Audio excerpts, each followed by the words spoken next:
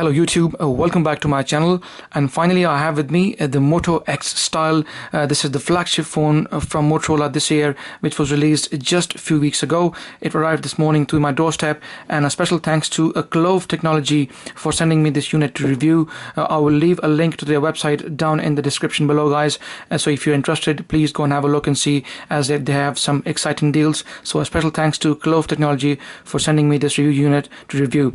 I know it's been in the shops for a few weeks, guys, but I do apologize for the delay. Finally, now that I have the phone on me, I'm ready to share everything about the phone, from battery performance, from overall performance, things like, for instance, accessories and stuff. Everything will be discussed in the next few days and weeks to come. So guys, please stay tuned to my channel. Okay, so without wasting any more time, guys, let's quickly do the unboxing. Have a look around, quick look around the box first, and see what the box is like. Okay, the box is fairly big in size, to be honest, and it's made from nice strong plastic material. Even though it's plastic, though, it's pretty strong and firm, and one of the biggest boxes I've seen this year so far.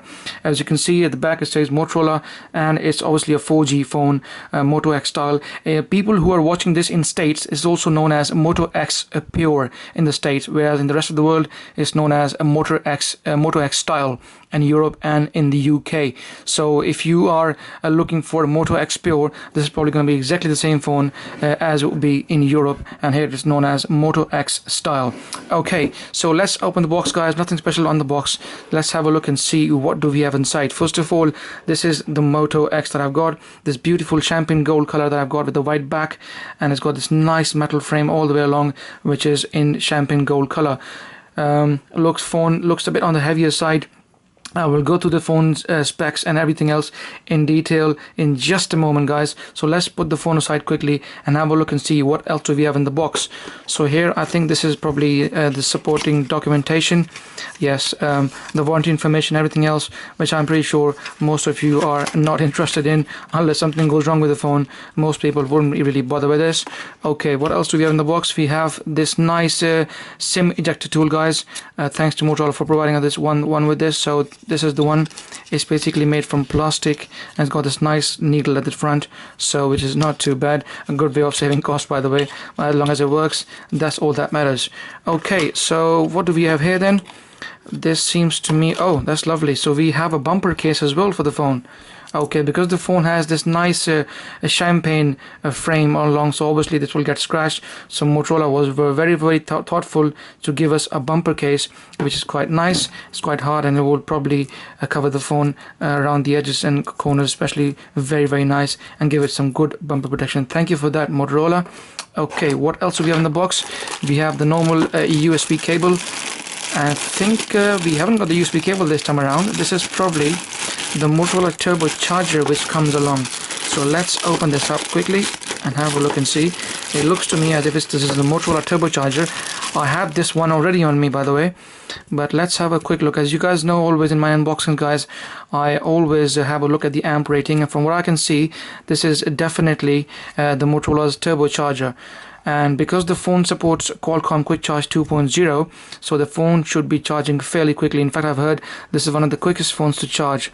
Okay, so let's have a look at the output rating, guys. Let's bring this close to the camera. Okay, it's a bit scratched for some reason. Anyways, but I think from what I can see here on the output rating, we should have, yeah, we have different output, because this is an adaptive charger, and I've done a dedicated video on this charger already. You can have a look on my channel. So this is basically the Motorola Turbo Charger with different output rating. Like, it has the 12 volt 2.15 amp rating, then the 9 volt 2.85, and then also 5 volt 2.85 rating. So it will adapt according to whatever needed. If it needs to be, if it's being used with the phone which has the Qualcomm Quick Charge 2.0 enabled already, so it will definitely charge the phone quicker. And because the Motorola Moto X has the Qualcomm Quick Charge 2.0 by default, so because it's got a Snapdragon 808, so this will charge the phone fairly quickly. Keep an eye on my Google Plus, Facebook and Twitter, guys, and I will keep you informed of how quickly this phone charges with the Motorola Turbo Charger. So now let's put this away, guys. As we have seen, there's nothing else left in the box, and let's have a look at the phone itself and see what this is all about. First impressions, holding in hands, it's a fairly big and chunky phone. As far as the grip is concerned, I'm not feeling as if it's going to slip out of my hands. Reason for that is because, like I said, it has got this nice black, white, finish, and plastic finish. And you can see, if I bring the phone close to the camera, you guys can see it's got this rust texture. So this rust texture will definitely help you in gripping the phone quite firmly. And I don't see myself, as having this phone slipping out of my hands. Looks quite comfortable, to be honest. I'm used to because I've got big hands, so I'm quite used to of having big phones. So in my opinion, it shouldn't be as slippery, but with the bumper protection that Motorola has given us in the box, it should help you even grip the phone in even a better way. Okay, so let's quickly go around through the phone first of all, guys, and see what the phone is all about. As you can see at the bottom of the phone, it's got the regular USB charging port here, and this nice metal frame, this champagne color running all the way across at the bottom, and it's also running across all the way towards your right as well. This is where you have your volume rocker and your power button, and they got some very nice tactile finish to it. I hope you can hear in the camera.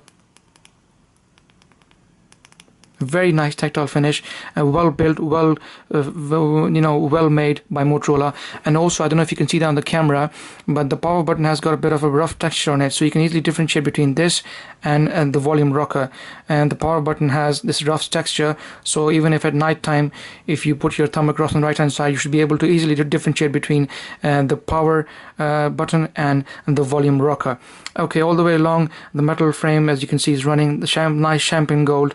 And right here at the top, you got the 3.5mm jack along with the SIM tray. And by the way, the phone also comes with expandable memory, and you can put up to 128 gig of internal memory in the phone. This phone is basically the 32 gig version. They also do this in the 164 gig, the 64 gig version as well. And I think also they do it in a 128 gig version as well. Not too sure though. I could be wrong. Please do correct me and leave a comment in the comment section if I'm wrong. But I think they do a 64 and a 128 gig model as well. Okay. At the front, as you can see, guys, you got this 5 megapixel camera at the front, and this time around they've also included an LED flash. In my full review of the phone, I will definitely cover this, like I done with my the other phone, the Honor 7 phone, that also had the front facing flash, and a lot of people actually liked that review when I covered the flash. So what we'll do is, when I'm ready to do the full review on the phone, I will actually switch all the lights off, and I will show you how the front camera with the LED flash actually works. It's supposed to be a dual LED flash as well, which is again a very, very nice addition for the cost. The phone is so cheap, and it's got plenty on it to offer as well. The phone also has front facing dual speakers. Now I know most of you are interested to hear my findings of how loud the speakers are. So guys, be rest assured that I will be doing a test with our champion HTC One M8 boom sound speakers, and that phone is known to be one of the best front facing speaker phone. So I've got that on me as well. I will do an audio test with the Moto X versus the HTC One M8. So guys, please stay tuned for that, and we'll find out how good these speakers really are. Also, you got the regular sensors at the front as well, so nothing special here. Also, you got some sensors at the bottom here as well, guys, and this is where you are able to actually look at the notifications without touching the screen. You move your hand across, and the sensors pick your movement up, and you're able to see notifications without even interacting with the screen, which is very, very nice. So that looks pretty good as well.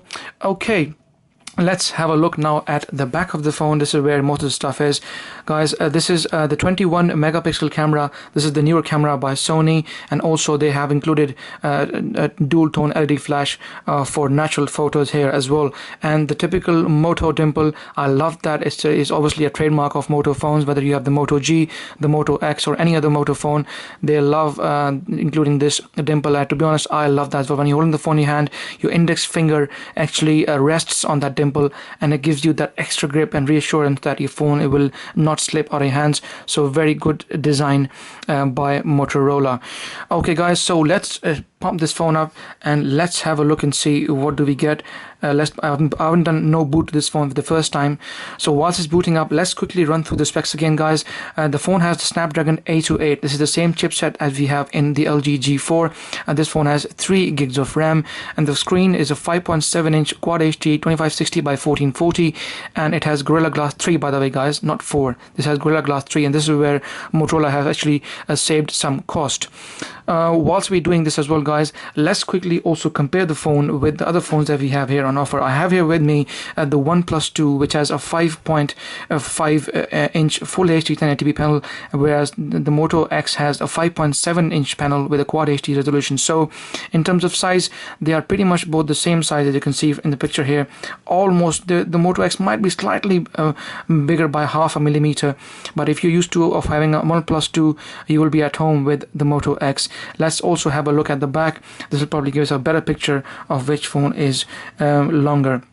As you guys can see here, the Moto X might be slightly by half a millimeter taller, but not too bad. In terms of weight, they are both almost equivalent in weight. I think the Moto X might be slightly on the heavier side. But anyways, yeah, pretty much the same size, not that much of a difference. Also, I have with me our champion screen to body ratio phone. Yes, you have guessed it right. It is the LG G4.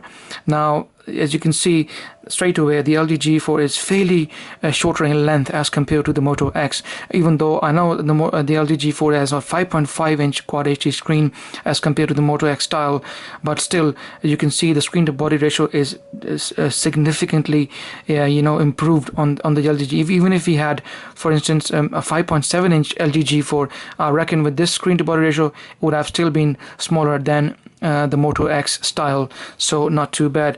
They both have a Quad HD screen at the front, so which is a similarity obviously in both these phones.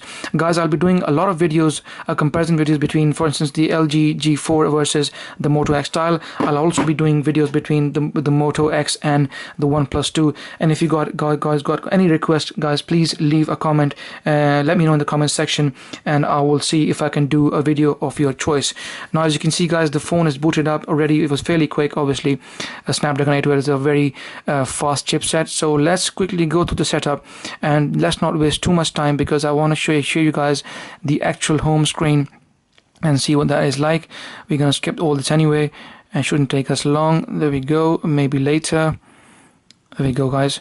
So now we are on the home screen of the Moto X. So let's have a look and see what version of Android the Moto X is running. Let's go into About Phones, and let's go into software information. As you can see here, it says it's got Android version 5.1.1, which is Lollipop. And I hope, because this has got vanilla Android on it, we will probably see the Marshmallow update very, very soon, sometime early next year. Okay, and this is, by the way, the 32 gig version. And I also want to show you guys how much space you will have once you get the phone out of the box. So let's get into storage, guys, and let's have a look and see. As you can see, it's a 32 gig version phone, and you have a total of 24.06 gig available, approximately 24 gig available.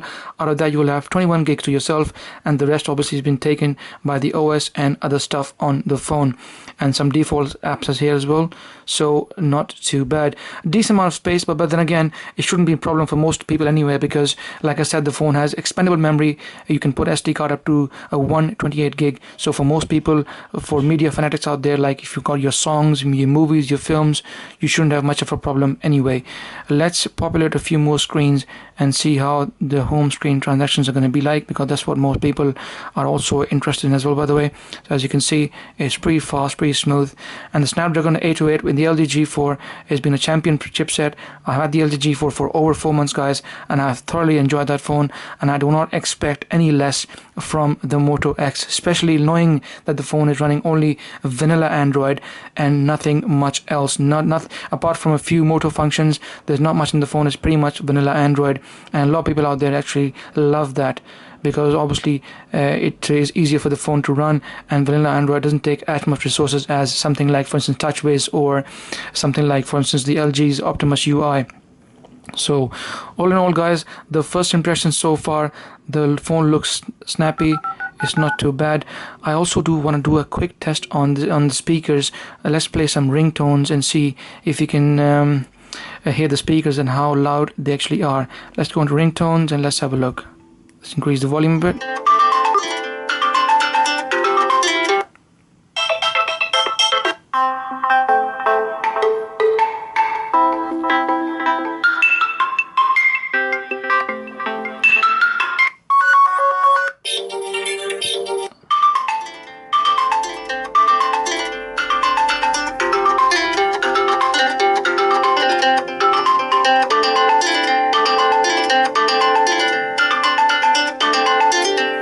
I tell you what, I'm already getting excited, guys, because the reason for that is that I can see the speakers are very potent. They are very, very capable, and I cannot wait to see how this phone stands against the HTC One M8. I can see that the phone has got some excellent set of front-facing speakers with stereo sound coming out, and it will be very, very interesting to see how this phone stands against the HTC One M8. Unfortunately, I haven't got the HTC One M9. That phone also has some excellent set of speakers with Dolby surround sound, but obviously even with the M8, the sound is still very good, and it's a benchmark for most phones out there.